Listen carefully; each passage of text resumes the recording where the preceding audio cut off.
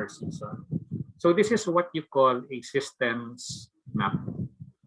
So this particular tool is very useful in the sense that it allows you to diagnose the one that Chris was mentioning earlier. No?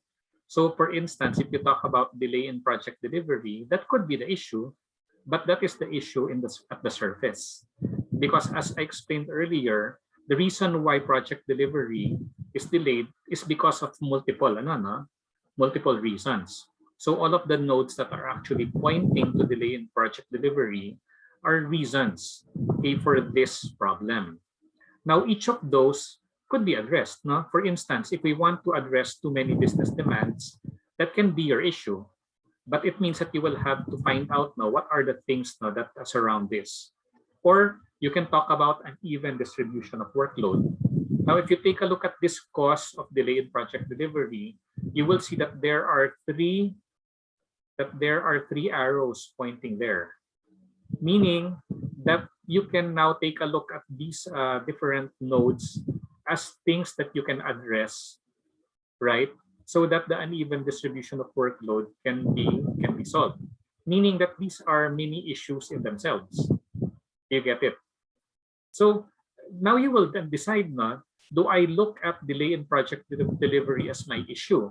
If this is the case, then it means that your action research is going to be broad in scope, because you will have to address all of the nodes that point towards that. You must have action plans to address each one of those.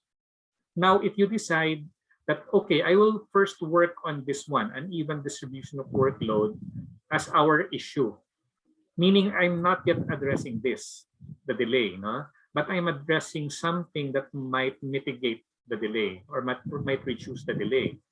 That means that you will be reducing the scope of your action research only to address this particular aspect. Meaning ito, yung mga imbalances, mga people handling multiple projects, those are things that you can address, which is precisely what Alex did.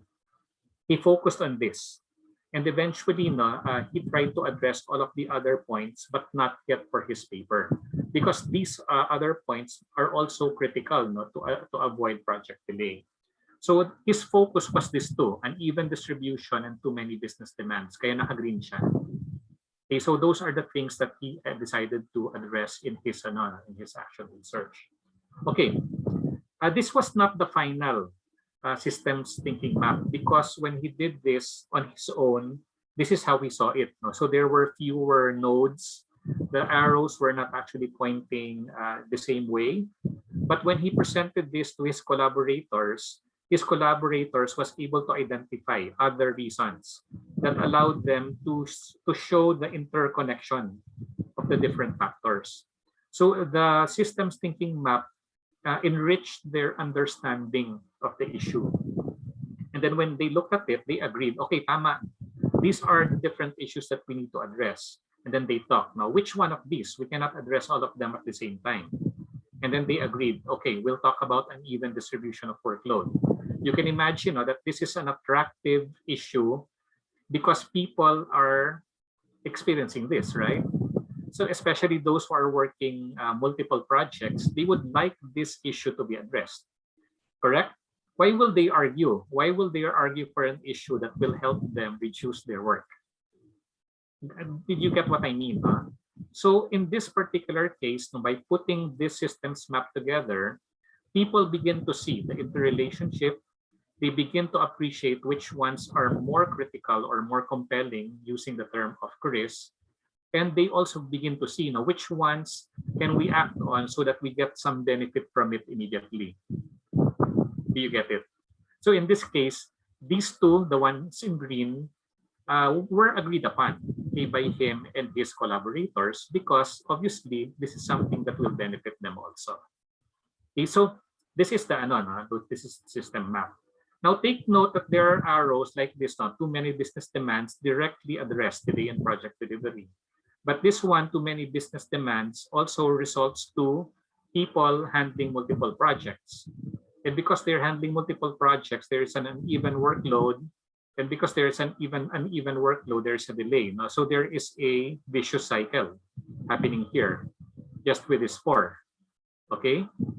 But this one, halimbawa, manpower resource handling multiple projects, also result to lack of mentorship from experienced resources, meaning because the expert people are busy with the projects, they're not able to help out the junior ones. And because they are not able to mentor the junior people, there is limited number of resources that are familiar with the more complex problems. And therefore, there's an imbalance in manpower resources with the right skills because they are not being trained. And therefore, it reinforces the uneven distribution.